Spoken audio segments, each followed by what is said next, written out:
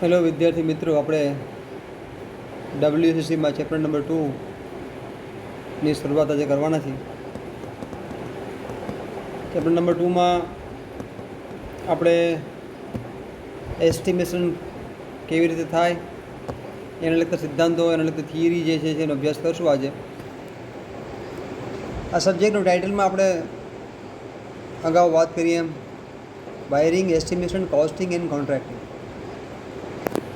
Estimation પછી આપણે એનો કોન્ટ્રાક્ટ આપવાનો હોય તો કોન્ટ્રાક્ટની વિવિધ પદ્ધતિઓ આપણે આ ચેપ્ટરમાં શીખીશું. ખાસ કરીને એસ્ટિમેશન કરતાં પહેલાં આપણે અમુક મુદ્દાઓનું જે ધ્યાન રાખવાનું છે, એ બધા મુદ્દાઓ જે છે વન બાય વન આપણે આ ચેપ્ટરની અંદર જોઈશું. કેટલા પ્રકારની એસ્ટિમેશનની પદ્ધતિઓ છે, પછી કોન્ટ્રાક્ટ આપવા માટેની શું શું પદ્ધતિઓ છે.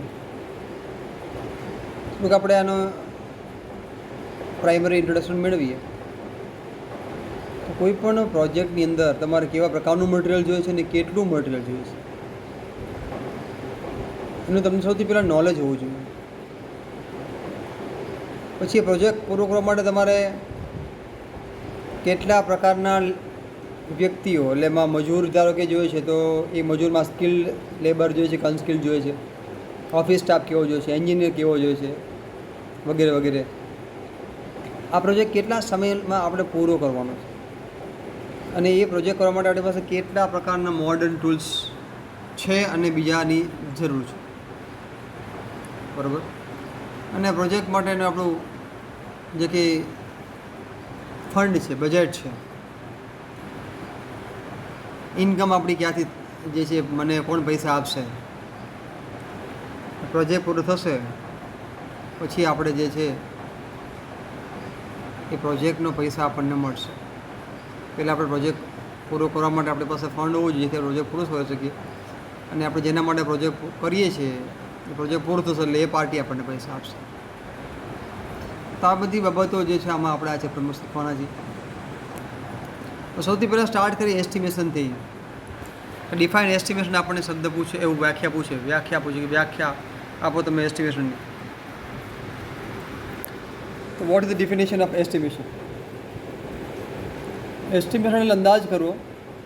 The process of forecasting of the probable cost of material. Probable એટલે સંભવિત ખર્ચ મટીરિયલનો, લેબર એટલે કે મજૂરીનો, મશીન્સ એન્ડ ટૂલ્સ, કેવા પ્રકારની મશીનરી લાવવાના છો, કેવું મટીરિયલ લાવવાનો છો, કેટલા પ્રકારના તમારે મજૂરોની જરૂર છે અને કાર્ય કરવા માટે જરૂરી ટૂલ્સ એટલે કે સાધનો, ઇક્વિપમેન્ટ્સ, બરાબર.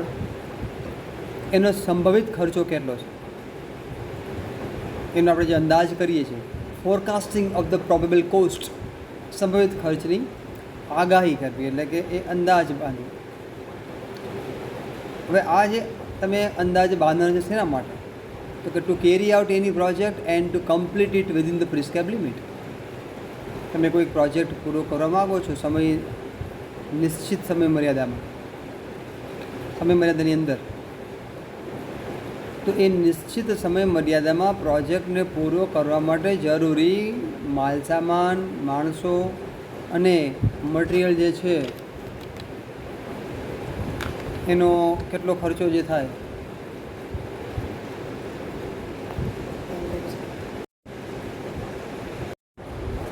આપણે વાત કરતા હતા કે કોઈ પણ એક પ્રોજેક્ટ પૂરો કરવા માટે અને પ્રોજેક્ટ પાછો સમય મર્યાદામાં પ્રોજેક્ટ પૂરો કરવો છે, એના માટે જરૂરી માલસામાન, મટીરિયલ,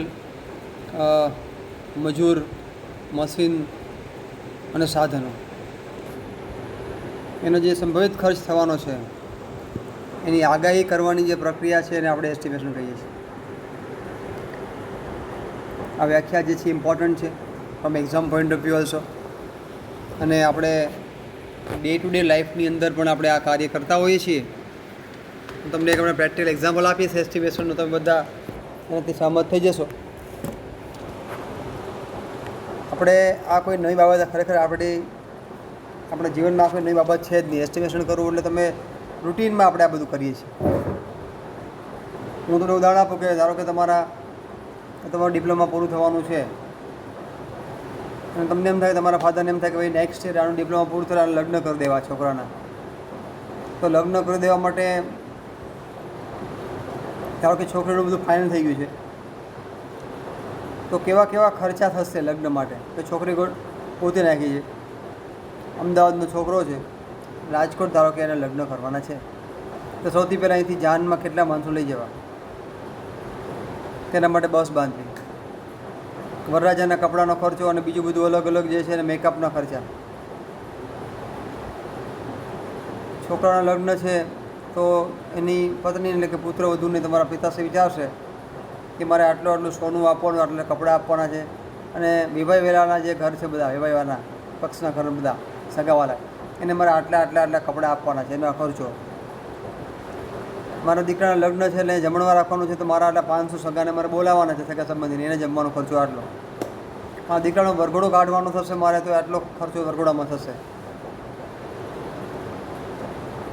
આવી રીતે તમારા પિતાશ્રી અલગ અલગ હેડ નીચે ખર્ચા ગણશે. હવે ખર્ચો કેવી રીતે ગણશે? તો એ વિચારે કે 25 વર્ષ પહેલાં એમને પોતાના લગ્ન થયા ત્યારે જમવામાં 500 માણસોને બોલાવ્યા હતા અને 5000 રૂપિયામાં જમવાનું એ જમાનામાં પતી ગયું. એટલે અત્યારે મારા પુત્રને પણ એટલો જ ખર્ચો થશે એવું વિચારે, તો એનો અંદાજ ખોટો પડે.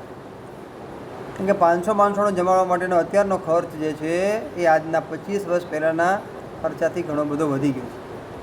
25 વર્ષ પહેલાં જે કંઈ ખર્ચો હતો કે ભાઈ વરઘોડો કાઢવો છે તો ખર્ચો કેટલો, 25 વર્ષ પહેલાં જમવામાં 500 માણસોને જમવાનો ખર્ચો કેટલો, 25 વર્ષ પહેલાં જાન લઈ જવાનો ખર્ચો કેટલો, બસ માટેનો ખર્ચો કેટલો. અત્યારના આપણે સમયની ચર્ચા કરી રહ્યા છીએ, તો હાલના સમયમાં તમારા લગ્ન માટેના આ વિવિધ ખર્ચાઓનો સરવાળો માંડે તો તમારા પિતાશ્રીને ખ્યાલ આવે કે ઓહો, આ તો 25 વર્ષમાં તો ખર્ચો બધો ઘણો બધો વધી ગયો છે. એટલે કહેવાનો મિનિંગ કે એસ્ટિમેશન આપણું જે છે ને એ સમય આધારિત હોય, અપડેટેડ હોય.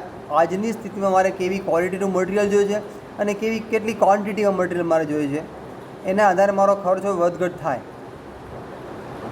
હું ટીવી લાવું તો મને 10,000નું ટીવી પણ મળે, મને 1 લાખનું પણ ટીવી અત્યારે મને મળે. મારે કેટલા પૈસા નાખવા છે એ ઉપર આધાર રાખે. તો ભાઈ મને ખબર કેમ પડે કે મારે 10,000નું કે 1 લાખનું, તો એના માટે મારી પાસે માર્કેટનું નોલેજ હોવું જોઈએ. એટલે સૌથી પહેલાં એસ્ટિમેશન કરવા માટે થોડું માર્કેટ નોલેજ જોઈએ, કારણ કે સ્પેસિફિકેશનની વાત આમાં આવશે. તમે એમ કહેશો કે મારે એક મશીન જોઈએ, મશીનના સ્પેસિફિકેશન આપો તો તમને ભાવ કહું ને, દુકાનવાળો શું કહેશે કે તમે ભાવ કેવી દેખો, તમે સ્પેસિફિકેશન આપો. તમે એમ કહો મારે મોટર જોઈએ 10 HP, પણ 10 HP મોટરમાં તમારે પછી એમાં પાછું આવે કે ફ્રેમ સાઇઝ કઈ જોઈએ છે, IP તમારે જે છે કેટલું જોઈએ છે, બરાબર, એનો IP કોડ આવે છે, તો એ કેટલો જોઈએ છે, તમારે એમાં ક્લાસ ઓફ ઇન્સ્યુલેશન કેવું જોઈએ છે, બરાબર છે, વગેરે વગેરે ઘણા બધા પરિબળો આવે. કોઈ પણ એક મોટર પરચેસ કરવા જાઓ તો પણ તમારી પાસે એના પૂરતા સ્પેસિફિકેશન હોવા જોઈએ. એનું ટર્મિનલ બોક્સ ટોપમાં જોઈએ છે કે સાઈડમાં જોઈએ છે, ઘણા બધા મુદ્દાઓ છે. ધારો ટ્રાન્સફોર્મર પરચેસ કરવા જાઓ તો ટ્રાન્સફોર્મરની કંપનીવાળાને કહો મને ટ્રાન્સફોર્મર આપો એટલે એમ ના આપે, તમારે એના સ્પેસિફિકેશન જણાવવા પડે. તો આ આપણે એન્જિનિયરિંગમાં આપણે અભ્યાસ કરીએ છીએ. આથી કોઈ પણ વસ્તુનું એસ્ટિમેશન તૈયાર કરવું હોય તો આપણી પાસે પહેલાં એના સ્પેસિફિકેશન પૂરતા હોવા જરૂરી છે, બરાબર છે. એ સ્પેસિફિકેશન સાથે આપણે મટીરિયલ પરચેસ કરશું. પછી બીજી વાત આવશે સ્પેસિફિકેશન સાથે લેબરની રિક્વાયરમેન્ટ છે. મારો લેબર એટલે કેવો, એને કંઈક કામ આવડે છે કે નહીં. બંને પ્રકારના લેબરની જરૂર હોય, સ્કિલ્ડ લેબર, અનસ્કિલ્ડ લેબર. તમારે સ્કિલ્ડ લેબર કેટલા જોઈએ છે તેમાં કેવા પ્રકારની સ્કિલની જરૂર છે, અનસ્કિલ્ડ લેબર કેટલા જોઈએ છે, મશીનરી કેટલી જોઈએ છે, મશીનમાં કામ કરવા માટે ટૂલ્સ, ધારો ટેસ્ટર છે, પકડ છે, બરાબર છે, કટર છે, એ બધા આપણે ટૂલ્સ કહેવાય. આપણે વાયરિંગ કરવા માટે ટૂલ્સ હોય તો ઇલેક્ટ્રિશિયન છે, પણ કામ શેનાથી કરશે, ટૂલ્સ વિરુદ્ધથી કરશે. એટલે ઇન્ડસ્ટ્રીઝની અંદર પણ અગર તમે વાત કરતા હોય તો એમાં પણ ટૂલ્સ એના આવે. ઓકે, તો આ પ્રક્રિયા આપણે ટૂંકમાં એસ્ટિમેશનની સમજ્યા. હવે એબિલિટીઝ ઓફ એ ગુડ એસ્ટિમેટર. એક સારો એસ્ટિમેટર જે છે હોય તો એના લક્ષણો જે છે, એની કેરેક્ટરિસ્ટિક્સ, એની આવડત. કેવી હોય કેવી હોવી જોઈએ. સૌથી પહેલી વાત છે ઇમેજિનેશન. એનામાં ઇમેજ કરવાનો પાવર હોય છે. ઇમેજિનેશન એટલે શું કે એને વિઝ્યુલાઇઝ કરવું પડે. કારણ કે એસ્ટિમેટ તમે જ્યારે કરતા હોય ત્યારે તમારી પાસે હજી બિલ્ડિંગ જે છે એ રેડી નથી. તમે ધારો કે એક ડોમેસ્ટિક વાયરિંગનું એસ્ટિમેશન કરો છો, તો તમે જ્યાં વાયરિંગ કરવાના છો એ બિલ્ડિંગ બન્યું જ નથી. એનો પ્લાન તમારી પાસે ખાલી પડ્યો હોય. પ્લાન તમારો પાસે પડ્યો હોય તો પ્લાનમાંથી હવે તમને જે છે ને એ ખ્યાલ આવવો જોઈએ કે મારે હવે વાયરિંગ માટે આમાં કેટલા મટિરિયલની જરૂર પડશે. ઘણીવાર તો કેવું કે પ્લાન પણ ન હોય તમારી પાસે અને તમારે કહેવાનું હોય. સિવિલનો પ્લાન ધારો કે બન્યો હોય, તમારે પછી એમાં કહેવાનું છે કે ભાઈ મારે હવે અહીંયા આટલી સ્વિચ જોઈએ છે. એટલે એમાં ઇલેક્ટ્રિકલનો ડાયાગ્રામ ફિટ કરતાં પહેલાં તમારી પાસે ઇમેજિનેશન પાવર હોય છે કે આ રૂમમાંથી વાયર અહીંયા આમ જશે, આ સાઈડમાં લેફ્ટથી રાઈટમાં જશે, રાઈટથી લેફ્ટમાં જશે, પાવર આવશે ક્યાંથી, ઇનકમિંગ પાવર ક્યાંથી આવશે, વગેરે વગેરે. એના માટે તમારી ધારણા શક્તિ, ઇમેજિનેશન ધારણા શક્તિ તમારી જેટલી સારી હશે તો તમે સારું જે છે એ પ્લાનિંગ કરી શકશો. ઇમેજિનેશનમાં એની વાત થાય છે. ક્રિએટિવનેસ એની હોવી જોઈએ. એક સારો ક્રિએટિવ એન્જિનિયર હોય તો એ સારી ડિઝાઇન કરી શકે. કારણ કે એને ખ્યાલ તો આવવો જોઈએ ને કે હું કઈ જગ્યાએ સ્વિચ મૂકીશ તો સારું લાગશે.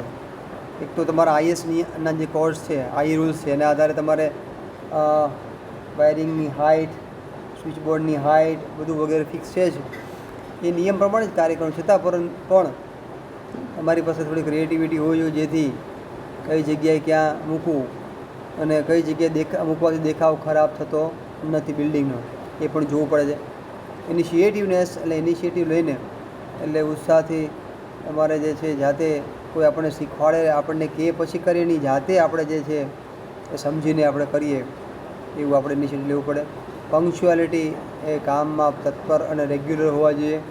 લેટનો કામ છે ને, કામ હંમેશા સમય મર્યાદામાં થવું પડે. અને જ્યારે સમય મર્યાદામાં પ્રોજેક્ટ પૂરો ન થાય તો પ્રોજેક્ટ લેટ થતો હોય એટલે કોસ્ટ વધી જતી હોય છે અને દંડ થતો હોય છે. આથી પંક્ચ્યુઆલિટી કામમાં હોવી પડે તો જે સારો એક એસ્ટિમેટર બની શકે. Technical knowledge of the projects, મેં તમને જેમ વાત કરી કે દરેક મેટરનું નોલેજ હોવું જરૂરી છે. મેં તમને વાત કરી કે ભાઈ મારે બસ બાંધવી છે તો બસનો ખર્ચો મારે જાણવો તો પડે ને, 10 જગ્યાએ મારે પૂછવું પડે. એવી રીતે તમારે જે પ્રોજેક્ટમાં કાર્ય કરવું એનું નોલેજ તમારી પાસે હોવું જોઈએ. અને સાઇટનું નોલેજ, તમે જે સાઇટ ઉપર કાર્ય કરવાના છો એ સાઇટનું નોલેજ તમને હોવું જરૂરી છે. હવે આપણને એમ થાય કે આટલી બધી રામાયણ કરવાની જરૂર શું છે, એસ્ટિમેશન કરવાની જરૂર શું છે. તમે મારા જે પ્રોજેક્ટ ફેક્ટરી બનાવવા માંડ્યો ને, મારી પાસે 500 કરોડ પડ્યા છે એટલે હું બનાવી નાખું. ચલો તો એવું કરો તો કોઈ વાંધો આમ નથી કે 500 કરોડ પડ્યા છે, ફેક્ટરી બનાવો, ભલે ને 5 કરોડ 10 કરોડ 20 કરોડની થાય, મને કે વાંધો નહીં. પરંતુ એ સાયન્ટિફિક મેથડ નથી, સાયન્ટિફિક એપ્રોચ નથી. એસ્ટિમેશન કરવાથી ફાયદા શું છે? Why we are going for estimation. આપણે કેમ આ બધી પ્રોસેસમાંથી પાસ થઈએ છીએ? તો એસ્ટિમેશન કરવાથી આપણને અમુક માહિતી મળે છે. જે માહિતીના આધારે ફક્ત પૈસાની વાત નથી પણ પ્રોજેક્ટ પણ સારી રીતે પાર પડે છે અને આઉટપુટ સારું મળે છે. તમામ વસ્તુઓ પૈસાની જે છે પૈસાના દૃષ્ટિકોણથી જ જોવામાં નથી આવતી. સૌથી પહેલો મુદ્દો છતાં તો પૈસા તો છે જ કે ઇમ્પોર્ટન્સ ઓફ એસ્ટિમેશનમાં સૌથી પહેલો મુદ્દો તો એ જ આવે છે કે ટોટલ કોસ્ટ કેટલી છે. હવે આમાં કેવું છે કે દરેક ફેક્ટરી જે નાખનાર માણસ હશે એટલે કે ઓનર, એની પાસે 500 કરોડ સ્પેરમાં પડ્યા નથી. મોટાભાગના ઇન્ડસ્ટ્રીઝ તો શું છે, લોન લઈને જ કામ ચલાવતા હોય. એની પાસે અમુક ફંડ હોય, બાકીનું ફંડ લોન લઈને ચાલતું હોય. તો લોન કેટલાને લેવાની? આપણે ટોટલ ખર્ચો કેટલો છે એ ટોટલ ખર્ચો તમારે કરવો હોય તો એના માટે એસ્ટિમેશન તૈયાર કરવું પડે તો જ પછી એના અંદર કોસ્ટિંગ પરફેક્ટ તૈયાર થાય. એ ટોટલ એક્સપેક્ટેડ કોસ્ટ છે ને મોટાભાગના તમામ પ્રોજેક્ટની અંદર અગત્યની હોય. તમે મુકેશ અંબાણી ધારો કે છે કે અદાણી છે કે ભાઈ બિલ ગેટ્સ હોય, બરાબર, અબજો રૂપિયા પડ્યા, કોઈ પણ પ્રોજેક્ટ નાખે ને એટલે સૌથી પહેલાં એ એસ્ટિમેટેડ કોસ્ટ કાઢે. કારણ કે એના આધારે તને ખબર પડે કે મારે નફો થશે ખોટ થશે. તો ટોટલ એક્સપેક્ટેડ કોસ્ટ એને ખબર પડી જાય, કેટલા વર્ષમાં કામ પતશે એ ખ્યાલ આવી જાય, કેવા પ્રકારની સ્પેશિયલ સ્કિલની જરૂર છે. આ પ્રોજેક્ટ આટલા ટાઈમમાં પતે એ તો બરાબર છે. ટાઈમ લિમિટ મને ખબર પડી, ચલો હું એસ્ટિમેશન કરું એટલે બધું મને ટાઈમ પર ખ્યાલ આવી જાય. પણ હવે એમાં કોઈ ખાસ સ્કિલની જરૂર છે કે નહીં? એવા કોઈ ખાસ સ્પેશિયલ મશીનની જરૂર છે કે નહીં? ધારો કે તમે ટ્રેન, અત્યારે આપણે અમદાવાદમાં મેટ્રો ટ્રેનનું કામકાજ જોઈ રહ્યા છો, એમાં ઉપર જે છે સ્લેબ મૂકે છે, તમે જુઓ એ ત્યાં બનાવતા નથી. ધાબો ભરે, આપણે છત ભરી એવું ત્યાં નથી કરતા, રેડીમેડ બનાવીને ત્યાં લાઈન મૂકે છે. તો તમે રેડીમેડ આવું બનાવવાનું તમે લઈ આવો તો તમારો ઓછા ટાઈમમાં પ્રોજેક્ટ પતી જાય. એટલે એવા કોઈ સ્પેશિયલ મશીનરી કે સ્પેશિયલ સ્કિલવાળા માણસોની જરૂર છે એમ. પછી કેટલા પ્રકારનું મટીરિયલ જરૂર છે અને ક્યારે ક્યારે જરૂર છે, શિડ્યુલ ઓફ મટીરિયલ, કેટલું મટીરિયલ જોઈએ છે અને ક્યારે ક્યારે જોઈએ છે. જો બધું મટીરિયલ આજે ને આજે લેવાનું ના હોય, ધારો કે એક પ્રોજેક્ટ આપણે નાખીએ, પ્રોજેક્ટનો ખર્ચો ગણો 100 કરોડ રૂપિયા ઉદાહરણ તરીકે, એટલે બધું જ મટીરિયલ છે લાઈન મૂકી દો અત્યારે, અને પછી ધીરે ધીરે મકાન એનું બિલ્ડિંગ બાંધો, પછી મશીન રિપીટ કરો, એવું હોય એ રીતે ના હોય. તો બસ શેડ્યુલ બનાવવું પડે કે ભાઈ અમારું બાંધકામ છે ને, આ પ્લાન્ટનું બાંધકામ થતાં મને 1 વર્ષ થશે, વર્ષ પછી મારે એમાં મશીન રિપીટ કરવાની છે. તો આજે મારો ઓર્ડર એ આપવાનો કે વર્ષ પછી મને મટીરિયલ મળે, એટલે ખર્ચો પણ એ પ્રમાણે જે છે એ એડજસ્ટ થઈ જાય. બધા પૈસા એકસાથે તમારે ઇન્વેસ્ટ કરવા પડે નહીં, ક્રમશઃ તમે ઇન્વેસ્ટમેન્ટ કરતા જાઓ, તમને લોન પણ એ પ્રમાણે જ મળે. બરાબર.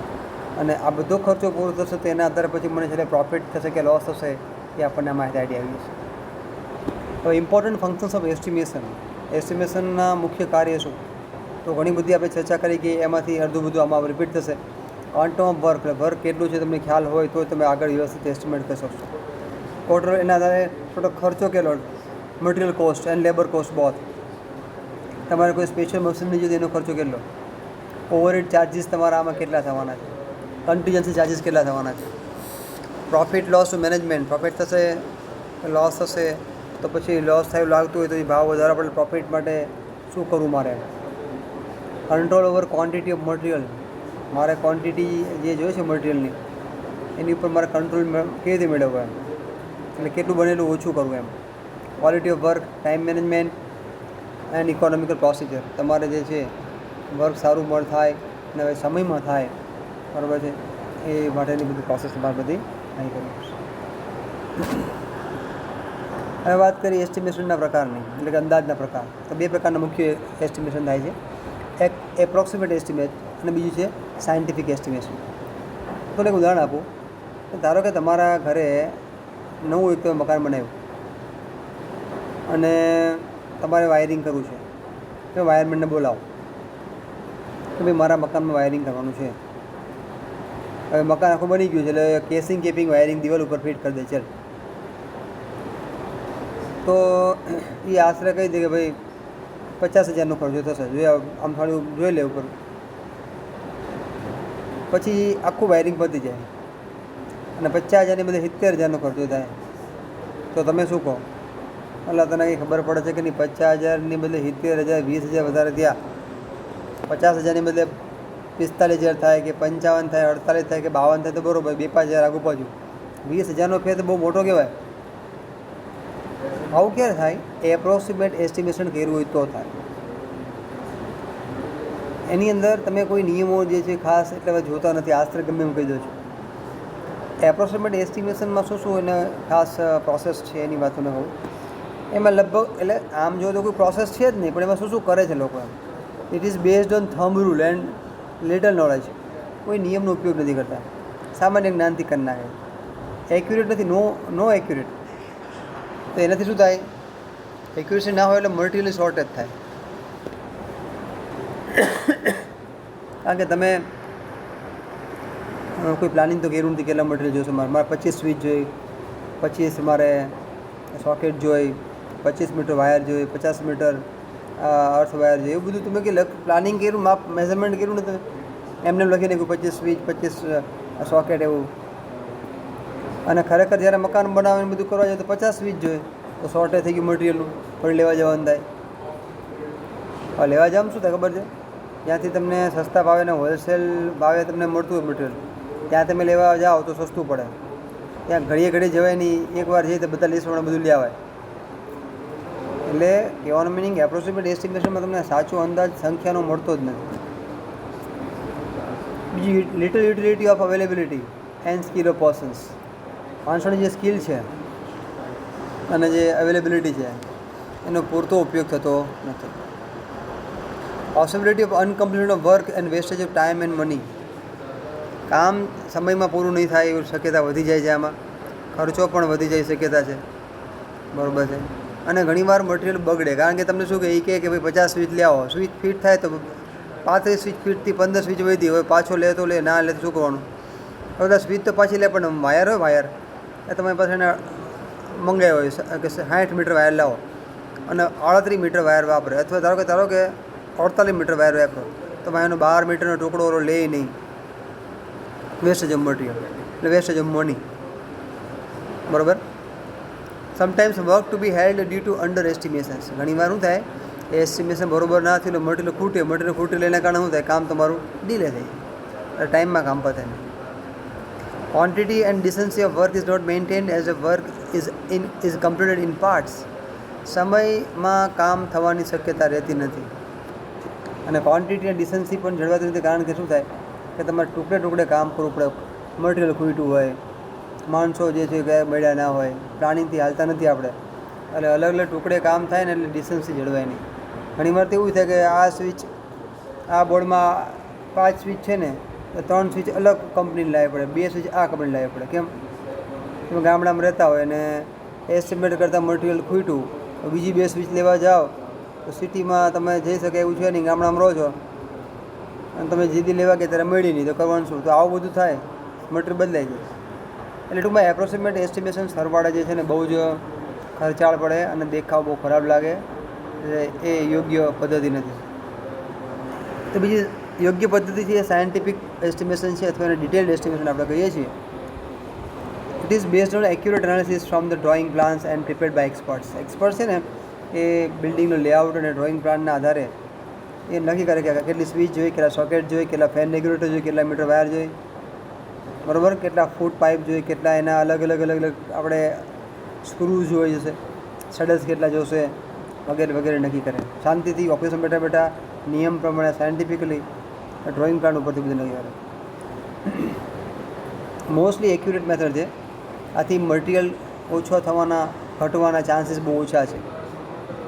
આમાં આપણે માણસની સ્કિલ અને એની અવેલેબિલિટીનો જે છે, એબિલિટીનો જે છે, સારી રીતે ઉપયોગ કરીએ છીએ. Increase possibility of completion of work and no wastage of time and money. સમયસર કાર્ય પૂરું થવાની શક્યતા વધી જાય છે અને પૈસાનો કે સમયનો બરબાદ થતો.